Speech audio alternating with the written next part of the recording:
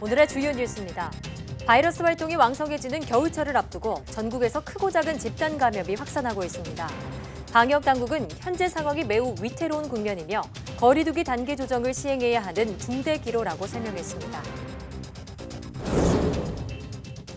군부대 내 집단 감염이 확산하자 국방부가 수도권과 강원 지역 부대의 거리 두기를 1.5단계로 격상하기로 했습니다. 해당 지역 장병들은 행사나 출장, 회의 참석이 최소화되고 유흥시설 방문은 금지됩니다.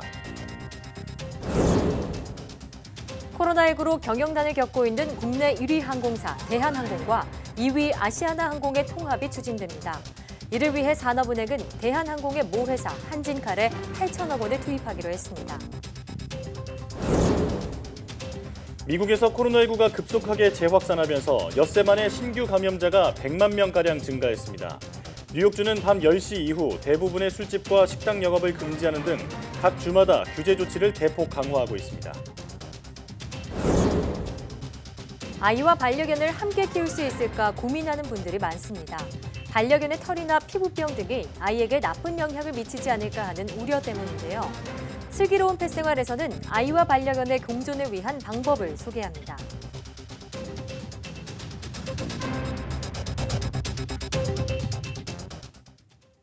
여러분 안녕하십니까? 사이언스 투데이입니다. 박능후 중앙재난안전대책본부 1차장이 코로나19 유행 상황과 관련해 거리 두기 단계 조정을 시행해야 하는 중대한 기로에 서 있다고 말했습니다. 박능후 장관은 정부 세종청사에서 열린 중대본 회의 모두 발언에서 코로나19 확산세가 엄중한 위기 상황이라며 이같이 밝혔습니다.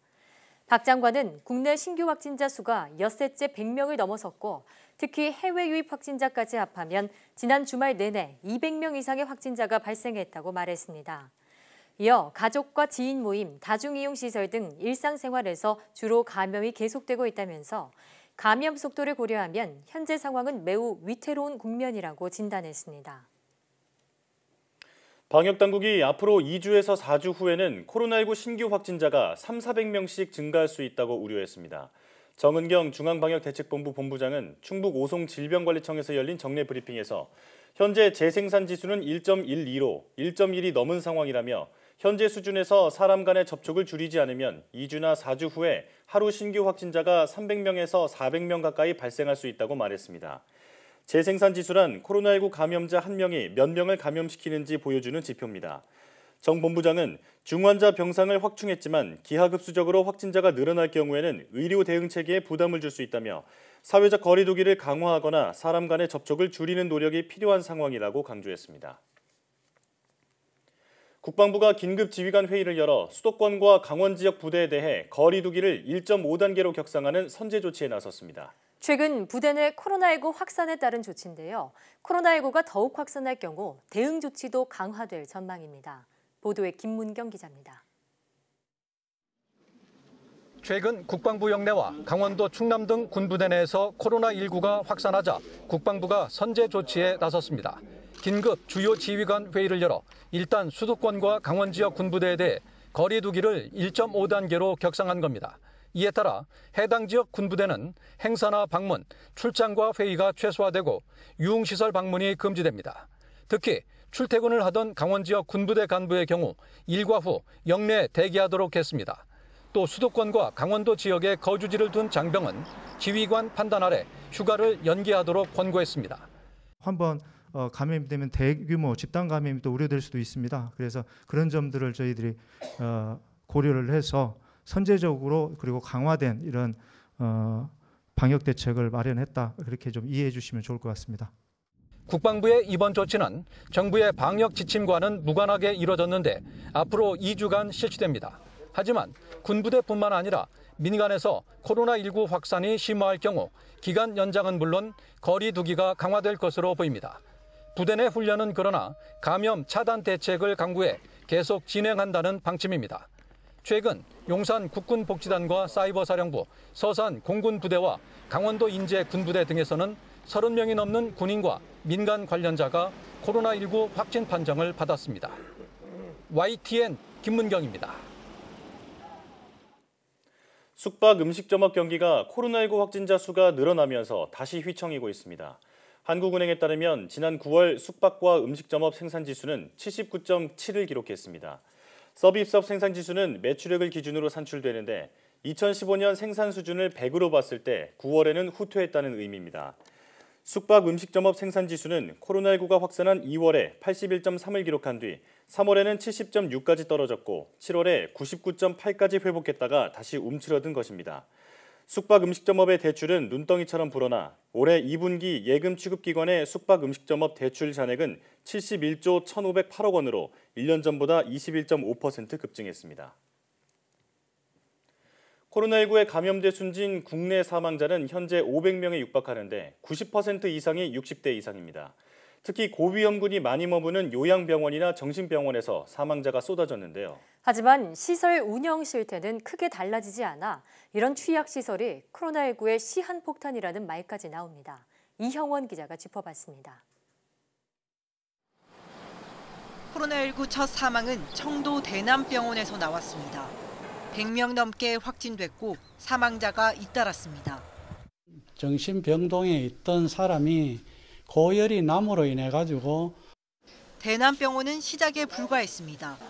대구, 경북 봉화, 경산 요양병원에서 줄줄이 환자가 쏟아졌고 현재 누적 확진자 수가 101명입니다. 현재 코호트 격리되어진 수도권도 마찬가지인 상황에 급기야 외부인 출입을 금지했습니다.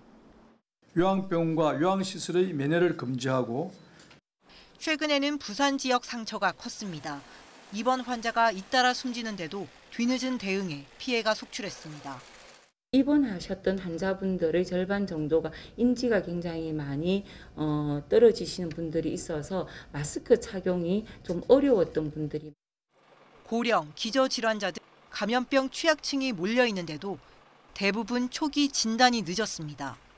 입원한 사람 한 명당 하루에 얼마 같은 식으로 하루에 뭐 10만 원 이런 식으로 지불이 됩니다. 보험 수가 체계나 이런 것들이랑 연결이 되어 있다 보니까 보통 그런 요양병원이나 요양병원에 입원하신 분들의 경우에 있어서는 검사를 거의 하지 않습니다. 여기에 구조적인 문제가 더해져 확산을 키웠습니다. 침대 간격이 굉장히 좀 좁은 면도 있고요. 한 명의 간병인이 여러 명을 돌보면서 외부 감염원에 노출이 되기 쉽습니다. 실제로 일부 요양병원은 최대 9인실까지 운영됐고 간병인 한 명이 10여 명을 돌보는 시설도 한두 군데가 아니었습니다. 정부가 시행하는 주기적인 진단 검사만으로는 감염을 막기에 역부족인 겁니다. 방역관리 책임자를 잘 만들고 제대로 된 감염관리 매뉴얼을 정부에서 만들어서 시설, 인적 자원, 여러 가지 금융 면에서 도움을 주지 않으면 이루어질 수가 없는. 코로나19 장기화에 피해 최소화 전략이 최우선이 된 만큼 취약시설 문제는 미룰 수 없는 과제가 됐습니다. YTN 이영훈입니다. 산업은행이 대한항공의 아시아나항공 인수 추진을 위해 8천억 원을 투입하기로 했습니다. 정부는 산업 경쟁력 강화 관계장관 회의를 열어 아시아나항공 정상화 방안을 논의하고 이같이 결정했습니다.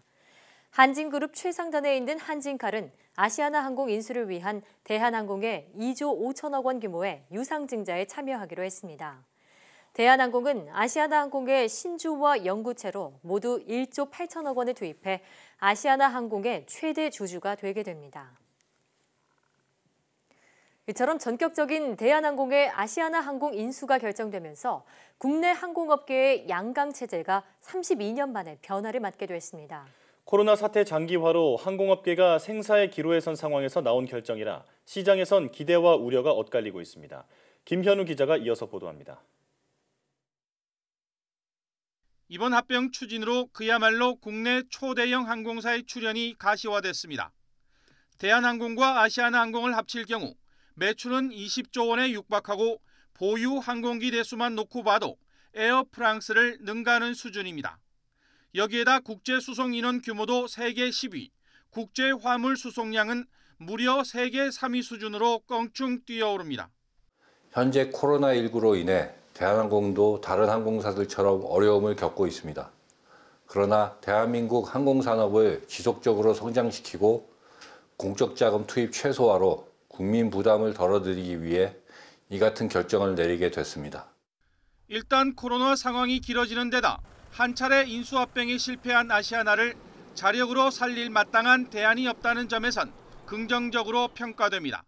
노선 확보라든가 다양하게 이제 허브로서의 역할을 더 크게 할 수 있는 그런 시너지 효과를 또 기대해 볼 수 있지 않을까. 이렇게.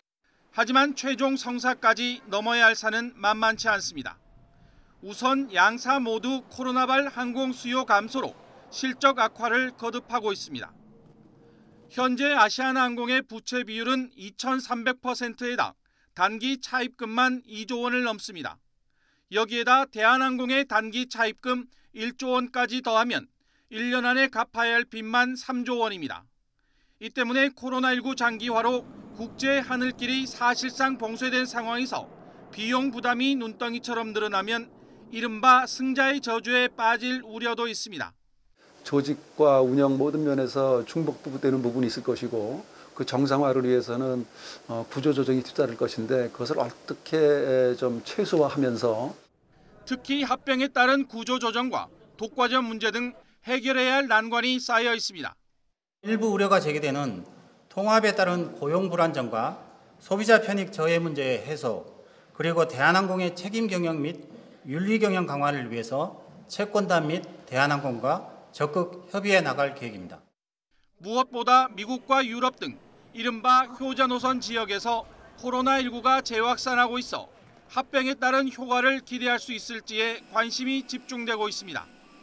YTN 김현우입니다. 지난 13일부터 마스크를 쓰지 않으면 과태료를 부과하는 제도가 시행된 지 며칠째입니다. 국민들은 이 제도에 대해 어떻게 생각하고 있을까요? 10명 가운데 7명 이상이 정책이 적절했다고 평가했지만 과도하다는 의견도 있었습니다. 김대겸 기자가 전해드립니다. 바깥나들이에 나선 시민들도 식당이나 카페에서 앉은 사람들도 하나같이 마스크를 썼습니다.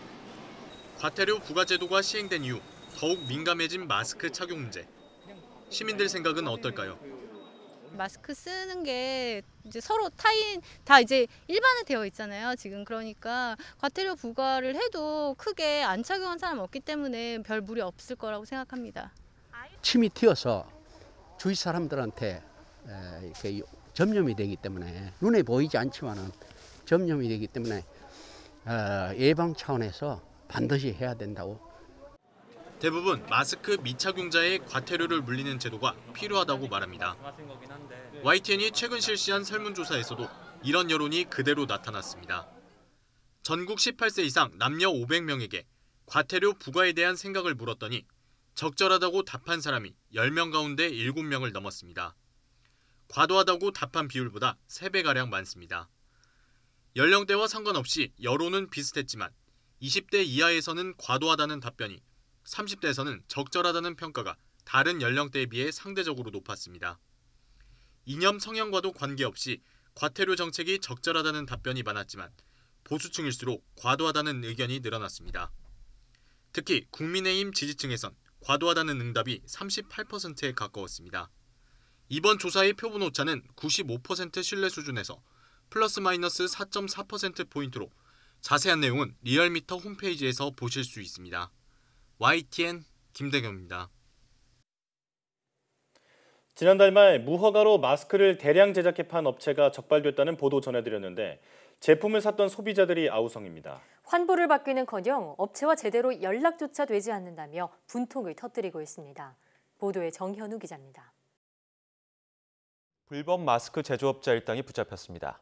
무허가 마스크를 식약처 인증 제품으로 속여 400만 장 넘게 유통한 업체가 적발됐다는 보도 이후 여러 온라인 쇼핑몰에는 소비자 항의가 쇄도하고 있습니다.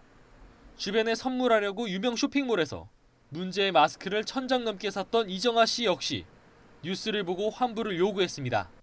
제가 좀 걱정이 돼서 식약처에 문의를 했어요. 그랬더니 식약처에서는 무허가 제품이 맞다라고 얘기를 하셔서 이게 무해하지 않고 유해할 수도 있는데 선물을 해서 또 죄송한 마음도 들고. 하지만 아직도 돌려받지 못했습니다. 온라인 쇼핑몰은 판매업체에 책임을 떠넘기고 판매업체는 전액 보상은 못 해준다는 입장이라 승강이를 벌이고 있는 겁니다. 90% 이상을 사용하신 분을 저희가 환불시켜주는 적은 없거든요. 특히 전액을. 이게 20% 이상 사용하신 분들은 그 전액 환불이 안 된다. 환불 요청글이 우후죽순 올라온 다른 온라인 업체도 마찬가지. 쇼핑몰 측은 제조업체에서 보상받으라 하는데 제조업체는 전화 연결조차 되지 않습니다. 그 개별 판매자가 있고 그 판매자의 권한이 있는데 그런 상품에 대해서는 저희가 뭐 제조사라든지 혹은 또 판매자에게 그 안내를 전달을 드릴 수밖에 없는 상황이라서 온라인 쇼핑몰과 제조업체가 협의해 인증 마스크로 교환해주겠다는 공지를 올린 곳은 그나마 나은 편. 쇼핑몰과 판매 제조업체 모두 어떻게든 피해를 줄이려는 모습에 소비자들은 화가 치밀어 오릅니다. 네, 안내 같은 건 전혀 없었어요. 제가 환불해달라고 얘기하기 전에는 환불을 언급을 안 하잖아요. 그러니까 좀 해주는 사람 해주고 적극적이지 않은 사람은 안 해주고 이런 것 같아요. 교환 환불을 해주라는 식약처 공문도 강제성이 없다 보니 별 소용이 없습니다. 법상에 그렇게 환불이나 이런 규정이 정확히 없어요. 네네. 그러니까 저희 해달라고 말은 하죠. 네. 소비자들이 원하는 대로 해달라고 요청을 하죠. 무허가 마스크 관련 보도가 나간 지 20일이 다 되어가는데도 환불 못 받았다는 구매자들이 태반. 쇼핑몰 이름을 내걸고 팔아놓고 문제가 생기면 책임 안 지려는 행태를 바로잡는 것과 함께 제조업체의 사후 서비스를 더욱 명확히 할 대책이 필요하다는 지적이 나옵니다. YTN 정현우입니다. 공정거래위원회가 독일 딜리버리 히어로의 배달의 민족 인수에 대해 자회사인 요기요를 매각하라는 조건을 다는 등 조건부 승인 방침을 내렸습니다. 딜리버리 히어로 DH에 따르면 공정위는 요기요를 운영하는 딜리버리 히어로의 우아한 형제들 인수합병 승인 조건으로 요기요를 매각해야 한다는 내용을 달았습니다. 국내 배달앱 1, 2위 사업자인 배달의 민족과 요기요가 결합할 경우 시장 점유율이 99%에 달하는 독점적이고 지배적인 사업자가 탄생해 배달료 등 가격 인상 압력이 높다는 데 따른 조치입니다. 코로나19 때문에 여러 사람이 한꺼번에 모이는데 거부감이 커지면서 문화예술이 설 자리가 점점 좁아지고 있습니다. 이렇게 공연 기회가 위축된 사람들을 위한 공연 부스가 설치됐는데요. 오랜만에 관객 앞에 선 예술인들은 그동안 쌓인 공연에 대한 갈증을 풀었습니다. 김민성 기자가 다녀왔습니다. 찬바람이 부는 전주역 광장. 하지만 사방이 막힌 아크릴 부스 안만큼은 타악기 소리로 뜨겁습니다.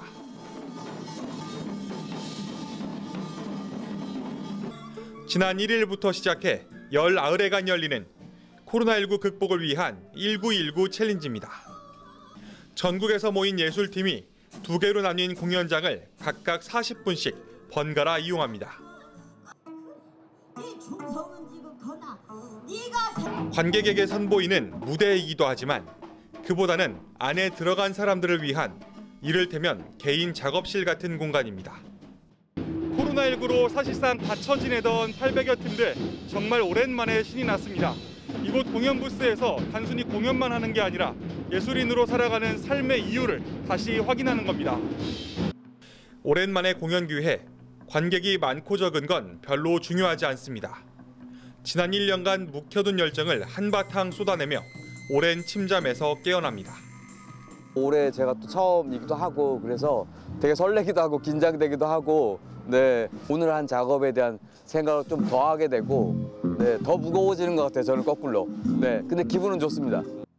이번 챌린지는 아리랑 고개 같은 코로나19 시대를 극복하자는 주최 측 전주 세계소리축제가 낸 숙제이자 응원입니다.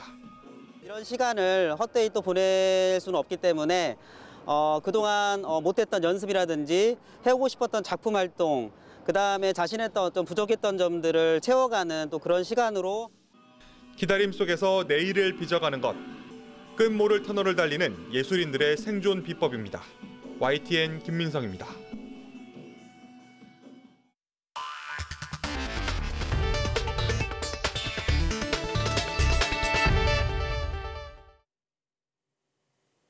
미국의 민간 우주 탐사 기업 스페이스X가 우주 비행사 4명을 국제 우주정거장으로 쏘아 올렸습니다. 지난 5월 시험 비행에 성공한 뒤 민간 우주여행 시대를 여는 첫 실전 무대로 평가되는데요. 이어진 기자가 보도합니다. 3, 2, 1, 0. Ignition. Liftoff. 현지 시간 15일 오후 7시 27분. 일론 머스크가 이끄는 미 우주 탐사 기업 스페이스X가 플로리다 케네디 우주센터에서 유인 우주선 리질리언스 발사에 성공했습니다. 우주선은 9분 만에 정상 궤도에 진입했습니다. 크루 1으로 명명된 이번 임무는 민간 우주여행 시대를 여는 실전 무대로 평가됩니다. 앞서 스페이스X는 지난 5월 미국 항공우주국 나사 소속 우주비행사 2명을 태워 국제우주정거장을 왕복하는 최종 시험 비행을 성공적으로 마쳤습니다. 이번 발사는 시험 비행의 성과를 바탕으로 지속 가능한 유인 우주여행 모델을 만들기 위한 첫 번째 비행입니다. 또 스페이스X의 우주선 크루 드래건 캡슐은 최근 나사 인증을 받으면서 이 인증을 받은 첫 민간 우주여행용 우주선이 됐습니다. It's the first time we go as a commercial vehicle licensed with humans into orbit, licensed by the FAA.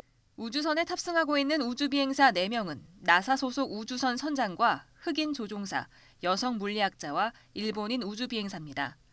이 가운데 빅터 글로버 조종사는 이번 여행이 성공하면 우주정거장에 체류하는 첫 번째 흑인 우주인이 됩니다. 이들은 올 한 해 코로나19와 인종차별, 혼돈의 대선까지 다양한 시련을 이겨낸다는 의미로 우주선 이름을 회복이라는 뜻의 리질리언스라고 지었습니다. It's just incredible what humans have been able to accomplish and be able to do now in 2020. And in such a crazy year, we have finally some great news. 리질리언스는 27시간 30분을 날아 우리 시간으로 17일 오후 1시 우주정거장에 도착해 6개월간 다양한 실험을 한 뒤 내년 5월 지구로 돌아오게 됩니다. 우주선을 쏘아 올린 팰컨 9 로켓 1단계 추진체는 대서양 해상에 띄운 선박으로 귀환해 수거됐습니다. 스페이스X 최고 경영자 일론 머스크는 코로나19 의심 증상으로 발사 현장을 참관하지 못했습니다. YTN 이여진입니다. 북한 김정은 위원장이 25일 만에 공개 석상의 모습을 드러냈습니다. 코로나19 대응과 평양 의과대학의 범죄 행위 등을 논의했는데 미국 대선에 대해서는 여전히 침묵했습니다. 황혜경 기자가 보도합니다. 북한 김정은 국무위원장이 당 정치국 확대 회의를 주재했습니다. 지난달 22일 중국 인민군 열산응원에 참배했다는 보도가 나온 이후 25일 만에 공개 행보입니다. 정치국 후보위원인 김여정 제1부부장도 회의에 참석한 모습이 포착된 가운데 이번 회의에서는 코로나19 대응과 평양의과대학의 범죄 행위가 주로 논의됐습니다. 조선중앙통신은 회의에서 교육기관과 사회 전반에 나타나고 있는 비사회주의적 행위에 대해 분석한 자료가 통보되고 이를 결정적으로 뿌리 뽑기 위한 문제가 심각히 논의됐다면서 특히 엄중한 범죄를 감행한 평양의대가 신랄히 비판됐다고 전했습니다. 다만 범죄의 내용이 무엇인지는 밝히지 않았습니다. 이와 유사한 것은 올해 2월에 당 간부 교육기관에서도 비리가 있었다고 있었는데요.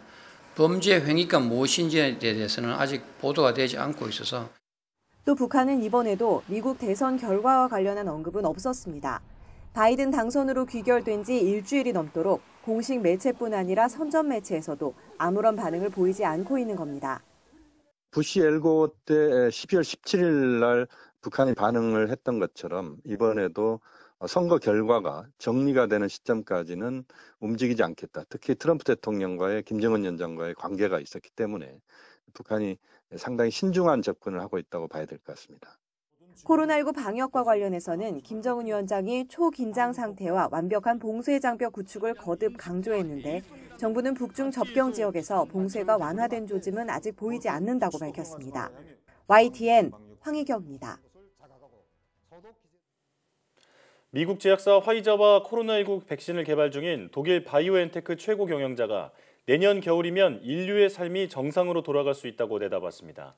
2008년 아내와 함께 바이오엔테크를 설립한 우그르 사힌 교수는 현지 시간 15일 영국 BBC 방송과 인터뷰에서 코로나19 백신의 예방 효과가 내년 여름쯤 크게 나타날 것이라며 이같이 말했습니다. 사힌 교수는 개발 중인 백신은 사람 간 전염을 90%는 아니더라도 50%까지 낮출 수 있다고 확신한다며 이 정도만으로도 코로나19 대유행 확산을 획기적으로 줄일 수 있다고 강조했습니다.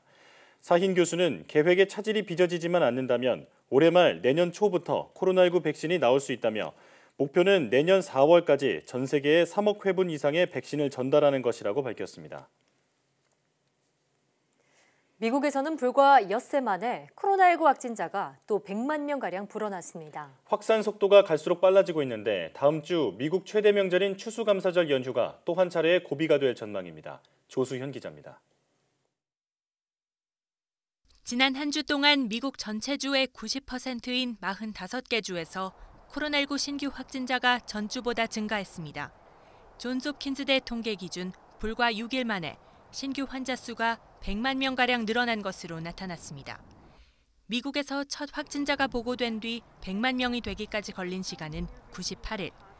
이후 확산 속도가 빨라지면서 누적 환자가 900만 명이 된 지 열흘 만에 1000만 명 고지를 넘어서는 기록을 세운 바 있습니다. 그런데 이번에 그 기간이 6일로 줄어든 겁니다. 텍사스와 일리노이, 오하이오 등 중부를 중심으로 환자가 급증한 영향이 컸습니다. 이에 따라 각 주정부와 지방당국은 마스크 의무화부터 사교 모임 금지까지 방역 지침을 다방면으로 강화하고 있습니다. But now is the time to do what you're told. And I think it really is something that we should be doing right now. 관건은 방역 지침의 준수 여부입니다. 특히 오는 26일부터 시작되는 추수감사절 연휴가 중대 고비가 될 전망입니다. 예년대로라면 4일간의 연휴를 맞아 주간 이동이 많아지고 친지들과 만찬을 즐기는 풍경이 통상적입니다. 그런데 올해 추수감사절에는 코로나19 확산 억제를 위해 무엇보다 모임을 자제할 것을 지역별 당국은 당부하고 있는데 얼마나 자제가 이루어질지는 미지수입니다. YTN 조수연입니다. 독일 정부가 코로나19의 확산을 막기 위한 통제 조치를 이번 겨울 내내 유지할 것임을 시사했습니다. 현지 언론에 따르면 페터 알트마이어 경제에너지부 장관은 감염률이 여전히 높아 통제 조치를 완화할 여지가 적다며 앞으로 적어도 4, 5개월간 상당한 제한과 예방책을 가지고 살아가야 할 것이라고 말했습니다. 독일은 코로나19 2차 유행을 감당하기 어려워지자 지난 2일부터 이달 30일까지 시한부 고강도 제한 조치를 취하고 있습니다. 요식업의 운영은 포장과 배달만 가능하고 공공문화시설은 운영할 수 없으며 상점 내 인원도 제한되고 있습니다. 앙겔라 메르켈 독일 총리도 전날 주례 비디오 연설에서 다가오는 겨울은 우리에게 많은 것을 요구할 것이라며 바이러스는 꽤 오랜 시간 우리의 삶을 지배할 것이라고 통제 조치의 장기화를 시사했습니다. 중동에서 코로나19 피해가 가장 심각한 이란의 신규 확진자가 12,000명을 넘어서며 역대 최고치를 경신했습니다. 로이터 통신에 따르면 이란 보건부는 15일 하루 동안 12,500여 명의 신규 확진자가 나와 누적 확진자가 76만여 명으로 증가했다고 밝혔습니다. 이란의 코로나19 사망자는 459명 늘어나 약 4만 1,500명이 됐습니다. 이란의 신규 확진자는 지난 9일 1만 명을 넘으며 최고치를 나타난 뒤 계속 증가하고 있습니다. 스가 일본 총리와 바흐 국제올림픽위원회 IOC 위원장이 내년 7월로 연기된 도쿄올림픽을 관객이 참여한 가운데 열겠다는 의지를 밝혔습니다. 스가 총리는 총리 관저에서 바흐 위원장을 만나 안전하고 안심할 수 있는 대회를 실현하기 위해 IOC와 긴밀히 협력할 것이라며 코로나19를 이겨낸 증거로 또 동일본 대지진으로부터 부흥을 이뤄냈음을 세계에 알리는 대회로 치르고 싶다고 밝혔습니다. 이에 대해 바흐 위원장도 도쿄올림픽을 내년에 개최한다는 결의의 뜻을 같이 한다며 코로나19 이후 세계에 인류의 연대와 결속력을 증명하는 상징으로 삼으려 한다고 답했습니다.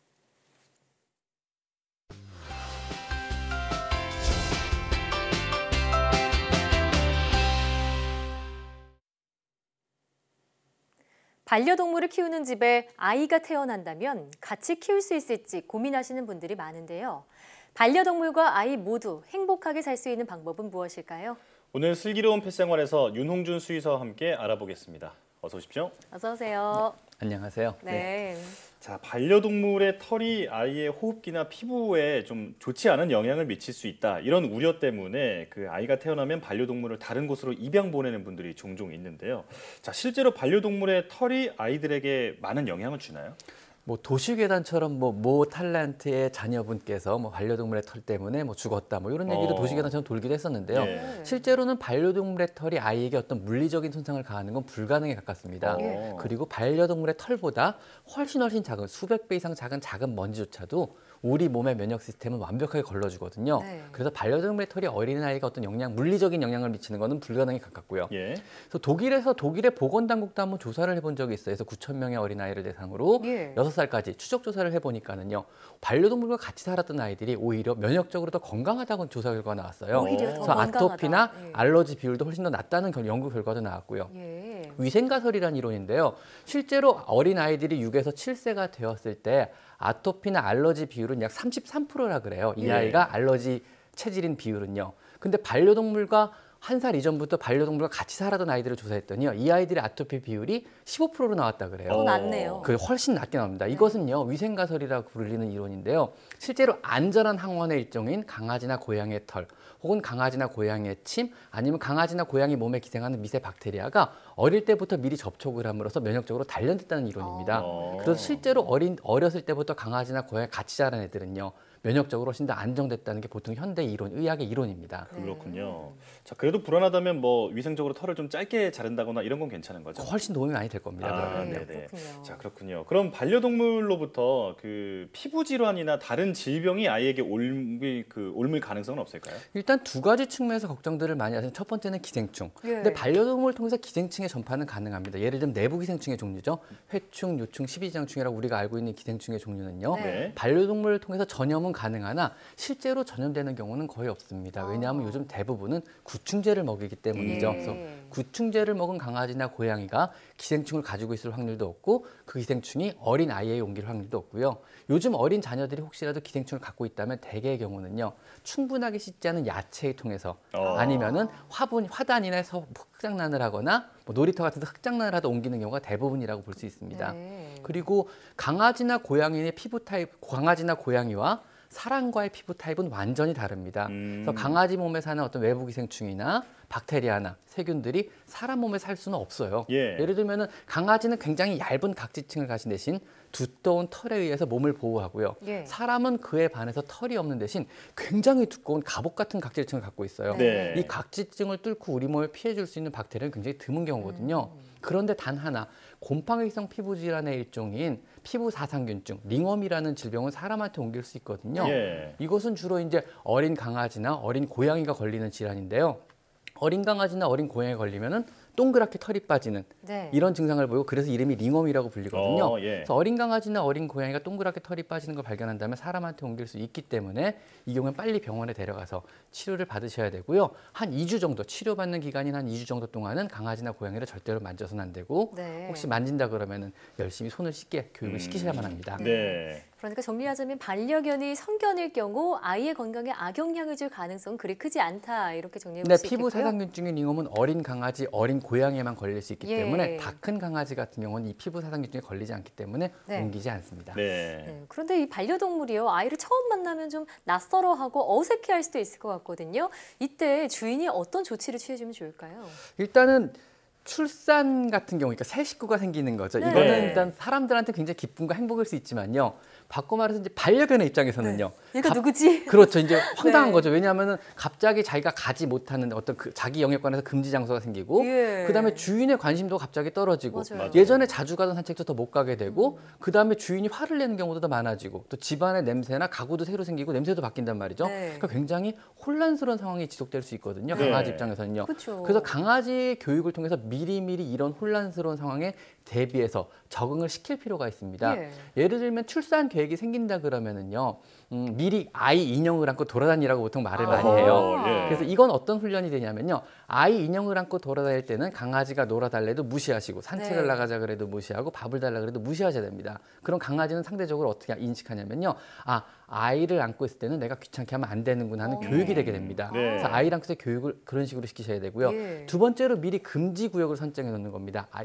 아이의 방이나 아니면 거실의 한켠에 펜스를 설치해가지고 그쪽은 강아지를 못 가게 막아서 미리부터 아이 쪽은 내가 가면 안 되는 곳이구나 이런 교육을 시키는 것도 좋고요. 그 다음에 산책을 다닐 때는요. 미리 사는 어떤 유모차를 가지고요. 미리 산책을 시켜가지고요. 강아지가 유모차와 함께 산책하는 걸 자연스럽게 익히게 하는 겁니다. 그래서 유모차의 동선에 방해가 되지 않게 옆에서 산책할 수 있게 이런 것도 미리 익히는 게 좋고요. 그 다음에 이제 아이가 태어나기 한 일주일 전부터는요, 강아지의 관심을 조금씩 미리 줄여줍니다. 그래서 주인으로부터 받는 관심이 갑자기 줄어든 것이 새로운 아이 때문이 아니고 원래 자연스러운 현상이구나. 이런 것도 미리 알면 좋고, 마지막으로 가끔 가다가, 이거 되게 중요한 것 중에 하나인데, 가끔 가다가 아이 울음소리를 집안에서 틀어줍니다. 요즘에는 되게 많은 화이트 노이즈들을 인터넷에서 구할 수가 있고요. 이 중에 아이의 울음소리들도 다양하게 있거든요. 이걸 미리 틀어줘가지고 갑자기 나는 이 소음이 우리가 듣는 뭐 세탁기 소리나 이런 것처럼 일상적으로 들릴 수 있는 소음이고, 갑자기 세상이 무너진 게 아니구나, 이런 걸 느끼게 미리 해주는 것도 강아지의 스트레스를 줄일 수 있는 아주 좋은 길이 될 수 있을 것 같습니다. 네. 자, 아이의 탄생이 반려동물에게는 굉장한 스트레스로 다가올 수 있기 때문에 미리 준비를 시켜줘야 한다. 네, 이렇게 정리할 수 있겠는데, 자, 그렇다면 아이와 강아지가 이제 실제로 만났을 때 그때부터는 어떻게 교육을 해야 하나요? 일단 처음에 아이가 오면은요, 많은 분들이 이제 뭐 서열 관계로 많이 인식을 하더라고요. 그래서 아이는 사람이고 너보다 서열이 높으니까 함부로 대하지 마라. 이건 잘못된 방법이고요. 사실 강아지와 사람은 서열이 없습니다. 종이 다르잖아요. 그리고 말도 다르고 언어권이 다르기 때문에 같은 사회를 구성하진 않습니다. 그래서 사람과 강아지는 서열 관계를 형성하지 않는다가 현대 행동학의 이론이고요. 그것보다는 새로 들어온 가족이고 한 가족이니까 앞으로 잘 지내자, 이런 의미로 교육을 시키시는 게 좋고요. 그 다음에 일단 강아지에게 자존심을 가르치는 게 제일 중요합니다. 왜냐하면 이제 아이가 있고 강아지까지 있으면 보호자 입장에서 다루기가 되게 힘들고 여러 가지 안 좋은 상황들이 생길 수가 있거든요. 그래서 언제든지 기다려, 안 되라 그러면은 강아지가 딱 멈춰설 수 있게 이런 교육을 시키는 게 중요하고요. 두 번째는 크레이트 교육이라고 강아지 가장 기본 예절 교육이라고 있어요. 그건 뭐냐면은 집이라는 명령 하나로 강아지가 본인의 집인 장소인 크레이트로 이동하든가 펜스로 한쪽을 막아놓은 공간, 본인의 공간으로 바로 이동하게 해주시면은요, 앞으로 키우시는데 굉장히 많은 도움이 될 거고요. 마지막으로 아이가 이제 아장아장 움직이고 기기 시작하면은요, 강아지는 신기한 대상이고 자기 눈높이에 맞는 대상이잖아요. 그래서 항상 강아지 쪽으로 움직일 수밖에 없어요. 그래서 갑작스럽게 강아지의 귀를 잡는다거나 발을 잡는다거나 목을 안을 수 있거든요. 그럼 강아지는 되게 황당한 일이에요. 왜냐하면 강아지들은 되게 많은 경고들을 해요. 본인이 만약에 아이가 좋다 그러면 상관이 없지만 불편할 수도 있거든요. 그럼 강아지 입장에서는 무언가 다가오는 게 불편하거나 무서우면 처음엔 카밍 시그널을 해서 나도 좀 불편해, 가까이 오지 말아줄래라는 신호들을 보내요. 뭐 코를 하는다든가 갑자기 몸을 긁는다든가 아니면 자신의 몸을 하는다든가 이런 카밍 시그널을 통해서 불편함을 호소하다가 더 가까이 오면 경고 신호를 보내기 시작해요. 이를 드러낸다든가 으르렁거리든가. 대부분의 사람은 그 언어를 이해하기 때문에 더 이상 접근을 안 하게 됩니다. 근데 아이는 그걸 잘 몰라. 이게 화났다거나 무섭다거나 이런 감정이 없기 때문에 다가가죠. 그럼 강아지는 마지막 최후의 수단을 써요. 나 너 무서우니까 지금부터 공격할 거야 그러고 물어버리는 경우가 생길 수 있거든요. 이런 거를 방지하기 위해서 우연히 생긴 안 좋은 일이 강아지한테 이게 좋은 일로 바뀔 수 있으면 미리 교육을 시키는 게 좋습니다. 예를 들면은 갑자기 귀를 만지고 간식을 주는 겁니다. 갑자기 발을 만지고 또 간식을 주는 겁니다. 갑자기 머리를 잡고 간식을 주는 겁니다. 그리고 강아지가 자기 밥그릇, 소중하게 생각하는 건 자기 밥그릇이 소중하거든요. 밥 먹는 시간이. 그 시간에 자기 밥그릇에서 밥을 먹고 있으면요, 가까이 다가가서 손으로 또 간식을 주는 겁니다. 그러면 갑자기 생긴 안 좋은 일이 우연하게도 좋은 일이 될 수도 있음을 인지시키면요, 어린아이가 갑자기 발을 잡거나 돌발 쪽으로 갑자기 귀를 잡아당기면 강아지가 물어버리는 이런 행동을 미리 막아줄 수가 있습니다. 저는 또 한 가지 궁금한 게, 그런데 집에 아이가 생기면은 아무래도 보호자가 아이한테 더 신경을 많이 쏟으니까 강아지들이 질투하진 않을까요? 일단 뭐 강아지가 질투하는 것 같아, 어떻게 강아지가 우리 아이를 시샘하는 것 같아, 아이한테 으르렁대 어떻게 해요? 이런 질문들 제가 많이 받는 질문 중에 하나인데요. 실제로 강아지는요, 질투나 시샘 같은 이런 고차원적인 감정을 못 느껴요. 대부분 아이를 향해 으르렁대는 거는요, 무섭기 때문에 으르렁대는 거거든요. 아이가 무서워서. 그렇죠. 이게 이해를 잘 못하시나 본데, 보통 조그맣고 이 사랑스러운 아이가 왜 무서울까 싶은데요. 강아지들 입장에서는 자기의 언어를 이해 못하고 자기한테 다가오지 말라는 경고를 이해 못하고 무조건 다가오는 상대는 무서운 상대일 수밖에 없어요. 그러니까 이 새로운 생물은요, 자기의 어떤 경고도 듣지 않고 무조건 자기한테 다가오는 되게 무서운 생물이 되는 경우도 왕왕 있거든요. 물론 대부분의 강아지들은 아이랑 잘 지내고 사랑스러운 가족으로 인식하고 보호할 대상으로 인식하는 경우가 대부분이지만 일부 강아지는요, 되게 낯설하고 무서워하는 경우도 있거든요. 이 경우는 아이를 향해서 으르렁대거나 이빨을 드러낸다거나 이럴 수도 있어요. 그건 두려움에서 비롯되는 행동이고 일종의 소통장애 같은 행동입니다. 그리고 예를 들면 이런 거예요. 내가 아이랑 놀고 있으면 강아지가 사이를 비집고 들어와요. 네. 이 경우는 질투라는 감정이라기보다는요. 내가 아이랑 놀아줄 때 하는 어떤 제스처나 아니면 어떤 행동학적 바디랭귀지나 네. 아니면 말투 자체가 강아지랑 놀아줄 때랑 똑같았거든요. 그럼 강아지 입장에서는요. 아, 주인이 지금부터 나랑 놀아주려나 보다 하고 사이를 껴들게 되는 거죠. 그렇군요. 그 상황에서 아이가 중간을 막거나 자기 행동을 막거나 이러면은 두려움의 대상이라 그러면은요. 만약에 친근한 대상이라 그러면 같이 놀겠지만 두려움의 대상이었다면은 갑자기 이를 드러낼 수 있겠죠. 그러면은 주인은 이 경우에 대부분 야단을 쳐요. 그러면 안 돼. 너 왜 그래? 너 저쪽 가 있어. 이러면은요. 강아지 입장에서 굉장히 혼란스러운 거예요. 주인이 자기랑 놀아주려고 그래 자기는 왔는데 갑자기 자기한테 화를 내는 거죠. 근데 그 옆에 어린아이가 있었던 거죠. 그러면 얘는 어린아이란 존재, 두려운 어린아이란 존재와 주인이 화를 내는 안 좋은 상황을 머릿속에서 엮게 돼요. 그러면은 아이랑 친해지는데 그만큼 더 오래 걸릴 수밖에 없습니다. 네, 그러니까 좀 불편한 상황을 좋은 기억으로 바꿔줄 수 있는 그런 노력들을 해주는 게 도움이 될 것 같은데요.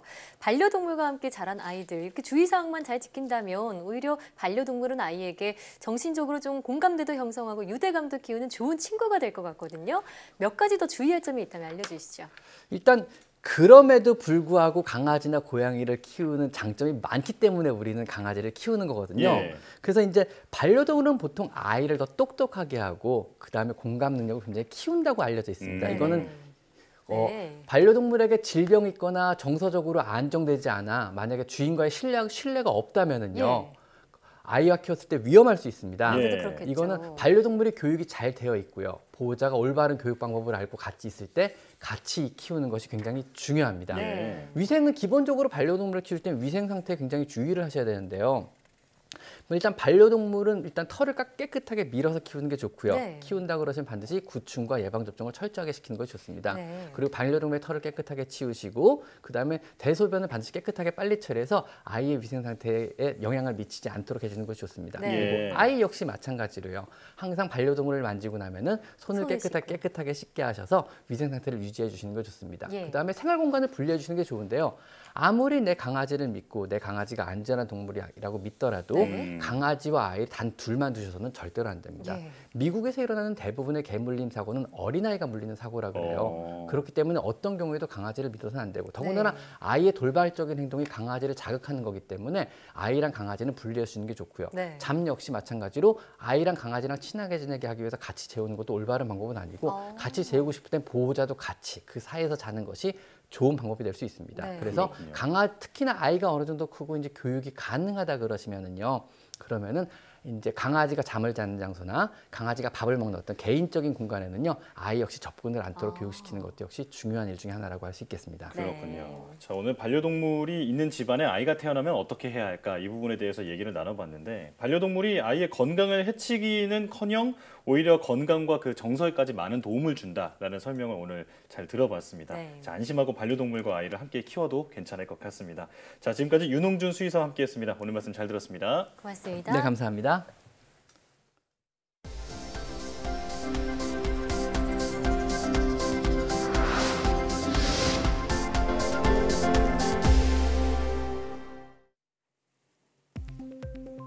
앤서니 파우치 미 국립알레르기 전염병 연구소 소장이 코로나19 백신을 맞더라도 마스크를 착용할 것을 권고했습니다. 파우치 소장은 CNN 방송에서 백신을 맞았다고 모든 공중보건 조치를 그만두지 말 것을 권한다며 백신이 일반 대중에게 90%의 효과가 있어도 당신에게 얼마나 효과적일지 알 수 없다고 말했습니다. 이는 백신을 맞더라도 모든 이가 면역이 생긴다고는 할 수 없기에 백신 접종 후에도 상황이 안정적으로 관리될 때까지 공중보건 조치를 일정 수준에서 시행해야 한다는 의미로 해석됩니다. 젊고 건강하더라도 코로나19를 오래 앓으면 폐나 간 등 장기 손상이 우려된다는 연구 결과가 나왔습니다. 영국 유니버시티 칼리지 런던 연구팀이 평균 연령 44세의 저위험군 환자를 대상으로 코로나19가 장기적으로 인체에 미치는 영향을 조사한 결과 이 같은 예비조사 결과를 얻었다고 밝혔습니다. 연구팀은 코로나19를 앓은 이후 호흡곤란과 피로감 등을 호소하는 사례가 많은데 이번 연구는 환자들이 겪는 다양한 증상의 원인을 밝히는 데 도움이 될 것이라고 설명했습니다. 코로나19 여파로 내년에 최악의 식량 위기가 올 것이라는 경고가 나왔습니다. 세계 식량 계획은 충분한 자원이 마련되지 않으면 상황이 올해보다 악화하면서 세계적으로 엄청난 규모의 기아가 발생할 수 있다고 우려했습니다. 또 기아 해소와 아동 지원 등을 위해 내년에 약 16조 6천억 원의 정도가 자원이 필요하다며 코로나19 대유행에 많은 돈을 번 사람들이 기부에 동참할 것을 촉구했습니다. 코로나19 이후 맑았던 중국 54개 도시에 대기오염 경보가 발효됐습니다. 중국 국가대기오염 방지연합센터는 베이징과 텐진, 허베이 대부분 도시 등 중국 북부 54개 도시에 대기오염 경보를 내렸다고 밝혔습니다. 환경당국은 중국 북부에 겨울철 난방 공급이 시작됐고 코로나19 상황 회복으로 공업 생산이 재개된 것이 대기오염의 주요 요인이라고 설명했습니다.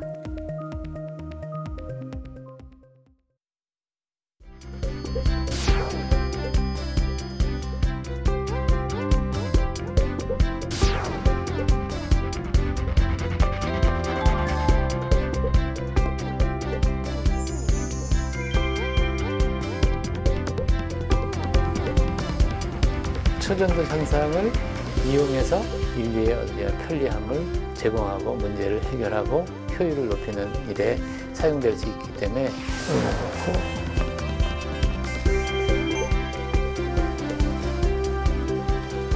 지금 찍었어요. 하루나 뭐 아무것도 없어요. 이거요.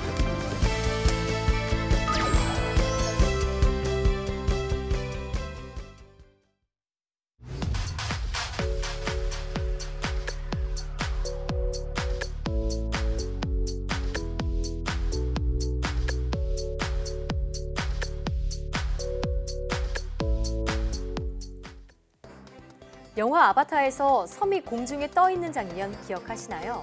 이처럼 물체가 자석 위에 둥둥 떠오르는 신기한 현상을 초전도 현상이라고 하는데요. 오늘 YTN 사이언스 휴먼 다큐 브라보 K-사이언티스트에서는 30년간 초전도를 연구해온 재료공학자 김찬중 박사를 만나봅니다. 많은 시청 바랍니다. 사이언스 투데이 여기서 마칩니다. 함께해 주신 여러분 고맙습니다.